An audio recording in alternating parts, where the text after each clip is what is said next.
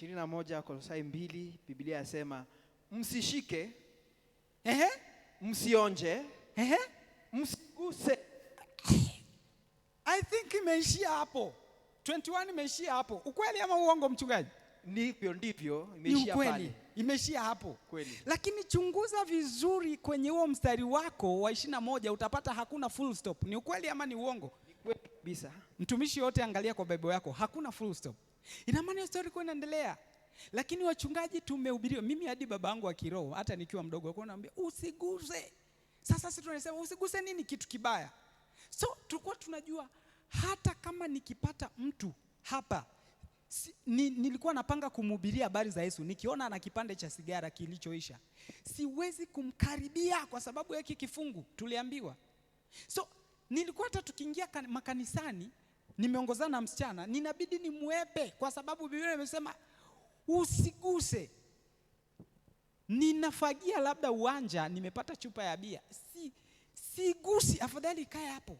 Biblia inasema nisiguse, nisinuse. Yani siwezi kukaa mahali kuna mlevi. Kama niko kwenye sherehe ama nimekaa tu mahali kwa congregation nasikia harufu ya pombe ya mlevi, simkaribii kwa ajili ya kifungu. Biblia imesema usinuse. So inabidi hata ukimwona mtu wa sigara anavuta akienda hiyo njia, inabidi uchange. Hivyo ndivyo tulifundishwa Sunday school. You change, usiende, afadhali uchelewe. Lakini usiende hiyo njia kwa sababu kuna ile harufu ya sigara kwa sababu ya hiki kifungu.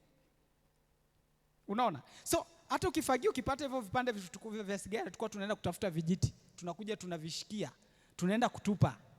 So na hiki kifungu hicho wa Kolosai kimesababisha kuna wanawake tumeolewa na wale wanaume wajaokoka. So unapata hawezi ukagusa hiyo sigara anayovuta kwa sababu ni dhambi. Biblia imekataa, Wakolosai imekataa. So hawezi, kwa sababu kuna wale wanawake wameolewa waume zao ni walevi. So hawezi akagusa hata chupa ya bia. Sasa imagine chupa ya bia kwa mezani na mzee aliondoka na mchungaji anakuja na timu yake kukusalimia. Sasa hii chupa unataka nani aiguse kuitoa pale mezani? Hii chupa ya bia nani ataigusa? Huyo ambaye, kwa sababu watoto wako wote wameokoka. Watoto wako wote wameokoka, mfanyakazi wa nyumba pia ameokoka. Sasa ni nani atatoa hii chupa ya bia? Kwa sababu ukigusa ni dhambi na watumishi wa Mungu wanakuja kwenye nyumba. Lakini watumishi wa Mungu, nataka kuwaonyesha kwamba kuna Biblia tunasoma mistari, unashika mstari mmoja, unapoteza maana ya Bible yote na watu wanaanza kuona Bible ni vitu za ujinga. Sasa soma mstari wa 22 mchungaji, inasemaje? 22 yasema hivi: mambo hayo yote huharibika wakati wa kutumiwa, hadi mkifuata maagizo na mafundisho. Ina maana kwamba hayo ni mafundisho ya wanadamu, sio ya hiki kifungu. Hicho kifungu kilikuwa kinakwambia mimi simaanishi hicho kitu, inaendelea kukupa story. Mstari wa 23 inamaliza kwa kusema nini? 23, mambo hayo yanaonekana kana kwamba yana hekima.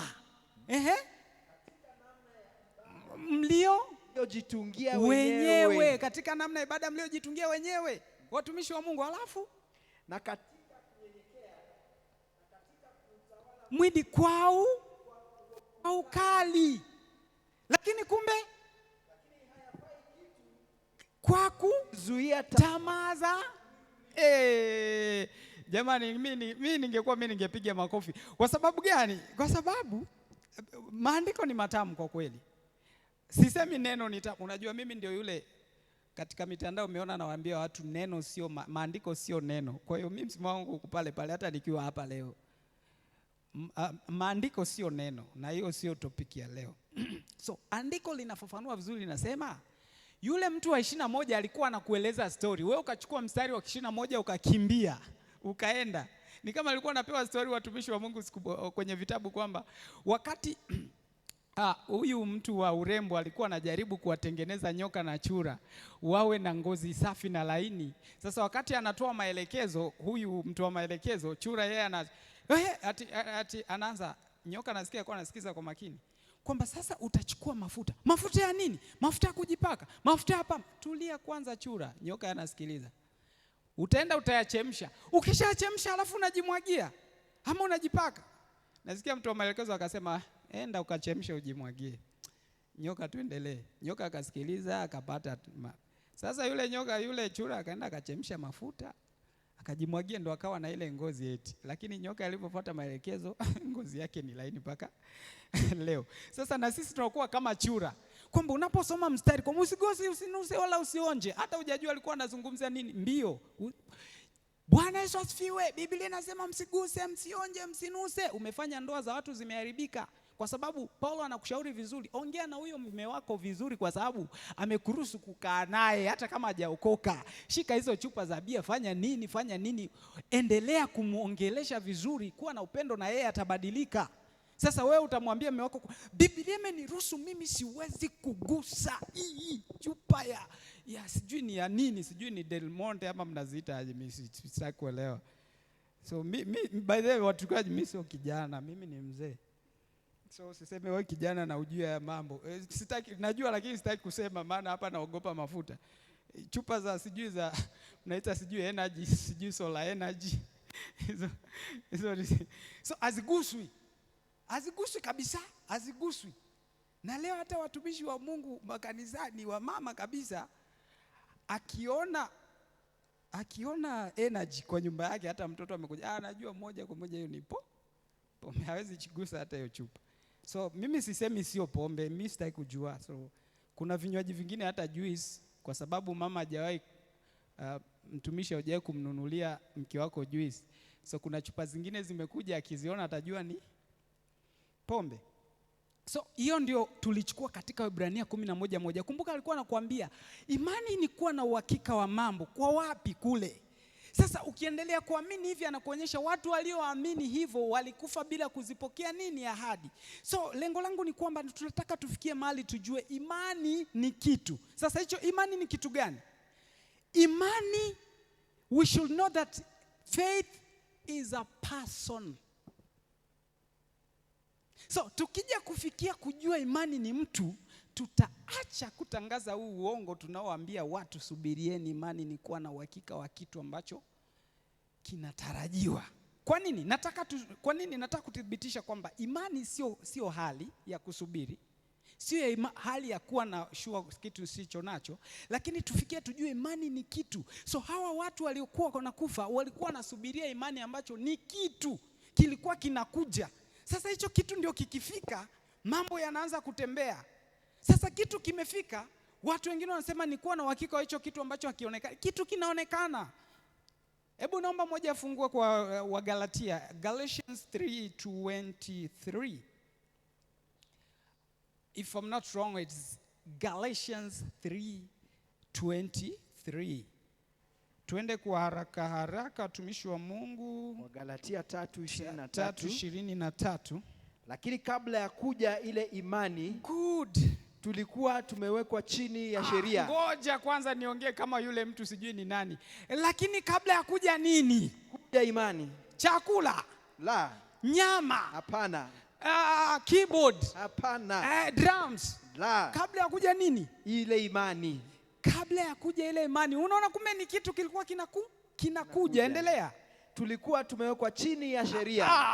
Tulikuwa tumewekwa wapi? Chini ya sheria. Tulikuwa tumeweka chini ya meza. Chini ya sheria. Samahani watumishi wa Mungu. Ni furaha tu kidogo. Unajua sijazoea kuhubiria watumishi kama ninyi. Sasa niko na furaha kwamba mmeniamini. Mimi nilikuwa najua wachungaji mnanichukia sana. Lakini nina feel upendo kwamba mimi bado ni mtoto wenu. Kwamba hebu rudia vizuri kwa sauti tusikie. Haya. Inasema? Ehe. Ile si hii ile. Tulikuwa tumewekwa chini ya sheria. Tumefungwa mpaka ile imani itakayofanya nini? Wewe jamani, makofi na vigelegele kwa Yesu jamani. Yaani kumbe kulikuwa na kitu hakijafunuliwa, kilikuwa kimefunikwa. Sasa hicho ndicho kilikuwa imani. Ndio maana unasikia ilikuwa ni hali ya kuona kitu usichokiona, unakuwa na uhakika nacho. Kilikuwa ni kitu. Sasa hawa watu wakawa wamebaki na kivuli, kuhope kwamba hiyo imani itakuja. So it was something that it was hidden, yani it was not visible. It was invisible at that time.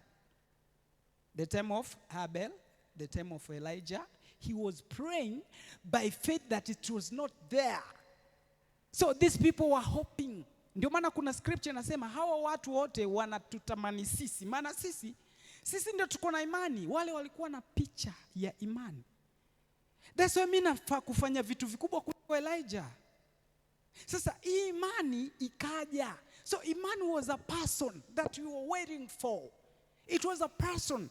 But these things, servants of God, we don't understand that the faith is not the situation or the feeling or emotions, but it is something that when you have that something, that person now, things can be. Tunaelewana hapo?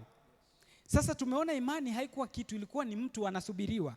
Sasa basi, saa hii tunaweza kusema kwa sasa imani ni kuwa na uhakika wa kitu usichokitarajia ulichonacho, bayana ya mambo yanayoonekana. Kwa sababu ukisema kuna kitu unakitarajia usichokiona, wewe unarudi katika manabii, enzi za manabii, na unapinga kazi ya Kristo kwamba hajawahi kutokea. Ndio maana mimi nawaambia watumishi wa Mungu kwamba kama ujio wa kwanza wa Yesu Kristo tulijua vizuri na hawakuamini alipokuja, sembuse ujio wa pili bado atakuja na hamtaamini kama amekuja. Hamtaamini kabisa. Unajua tu wanakuja parapanda papa kelele shauri. Biblia imekwambia vizuri mambo yataendelea kama kawaida, mmoja atatolewa, mmoja aachwa, mambo yanaendelea kama kawaida. Sio kwamba tutasikia para watu fiu. Alafu story inaishia hapo. No, watu biashara zitaendelea kama kawaida. Sasa mimi niwaulize watumishi wa Mungu, tunajuaje kama Yesu hajakuja na kazi zinaendelea? Unajua kutwaliwa mambo ya Mungu ni ya kiroho, sio kimwili. Ndio maana mimi nimekuwa nikiombea watu, hata hukumu inafanyika, pengine ilishafanyika ikamalizika. Kulingana na John 3:18 amekwisha kuhukumiwa. Kwa tutakuja tutajipata kwamba pengine Yesu hata ameshachagua watu akamaliza, sisi tunangoja atachagua siku ile. Haya mambo ni ya roho.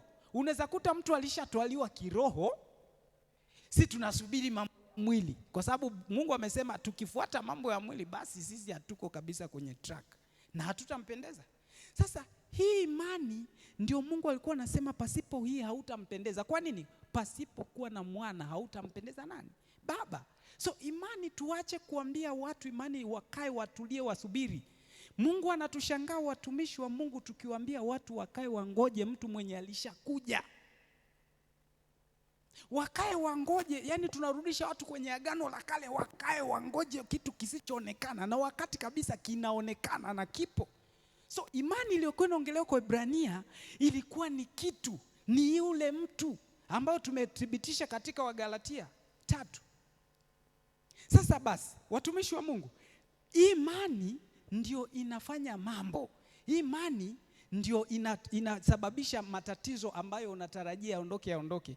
Unajua watu wamekuwa wakijua kabisa kwamba kufunga na kuomba ndio suluhisho ya matatizo yote. Lakini leo mimi nataka nikwambie, kufunga na kuomba haikufanyi wewe kusamehewa dhambi, haikufanyi wewe kupata nguvu ya Mungu, haikufanyi. Unajua hiyo ni kuua mwili. Unajua kufunga ni kuua mwili, acha nikwambie. Kufunga ni kuua mwili. Lakini kuna siku tena tutaongelea niwaambie huo mwili ambao unatakiwa uteketezwe ni upi. Kwa sababu huu mwili huu ni dhambi. Hauwezi kuwa hekalu la Roho Mtakatifu huu ni dhambi. Lakini kuna mwili ambao sisi tunao. Kuna mwili ambao unatumika katikati ya nafsi na roho. Kuna huo mwili ndio unaongelewa. Lakini huu tunaangalia kwa macho ya kibinadamu, muda wake uliisha. So Mungu anapoongea kitu after New Testament huwa hamaanishi kitu cha macho hivi. Anamaanisha kitu ambacho sio cha macho ya kibinadamu. Sasa nitakuja kuambia huo mwili ambao unazungumziwa ni hekalu takatifu ni mwili gani.